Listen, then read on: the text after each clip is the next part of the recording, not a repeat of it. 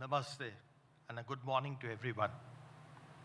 It is a great honor and privilege that I extend warm welcome to all of you at this national conference of the District Judiciary. Today we are witnessing a historic congregation of approximately 800 judicial officers from across the country, a truly remarkable gathering that embodies the spirit of the judiciary. We are deeply honored by the presence of the Prime Minister of India, Shri Narendra Modi ji. He has consistently expressed his regard for the judiciary and has presented his vision for its evolution, a vision that emphasizes in simplicity in both the legislation and judgment writing, making them less technical, less legalistic, and more citizen-friendly. He has been an advocate for embedding Indian ethos into our laws, a thought we should be mindful of. He is dedicated to enhancing the ease of living, the ease of doing business, encouraging dispute resolution, and minimizing litigation. His perspectives and insights will serve as words of wisdom to us as we continue in our efforts to serve the common man better.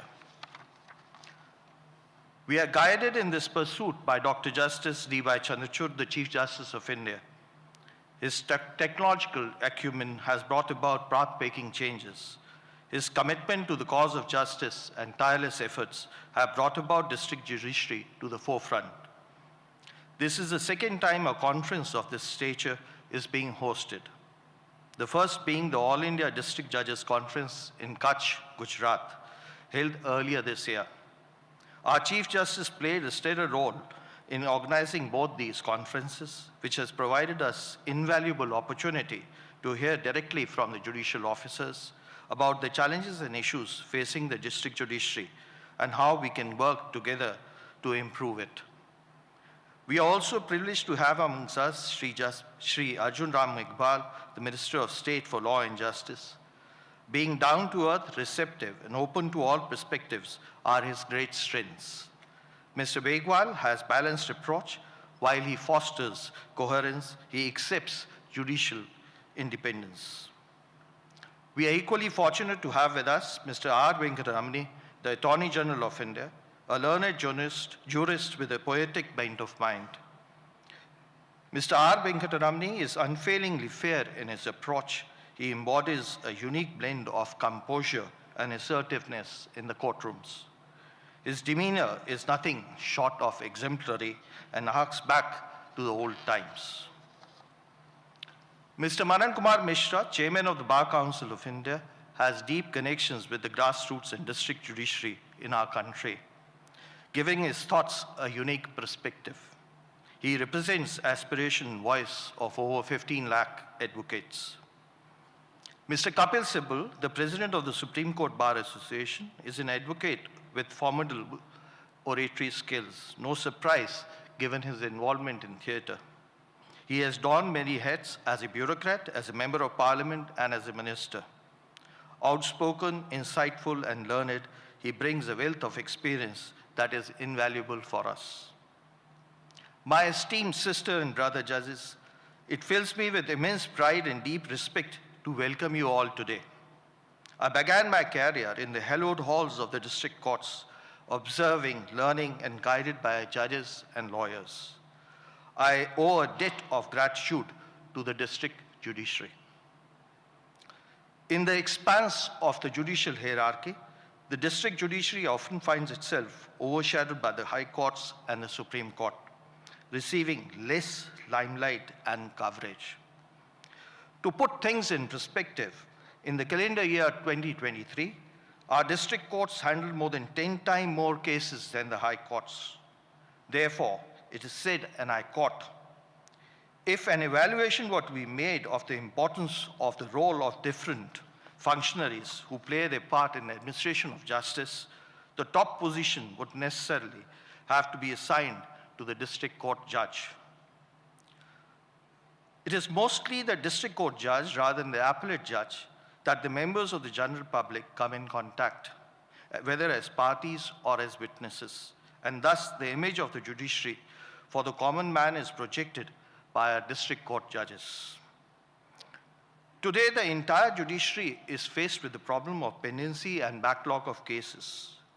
Thus, efficient functioning of the district judiciary is crucial to mitigating these challenges.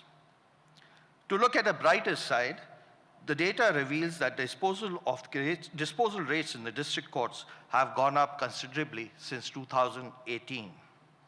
In 2018, the percentage of civil cases disposed of, including previously pending cases, compared to the freshly instituted cases, stood at 93.15%.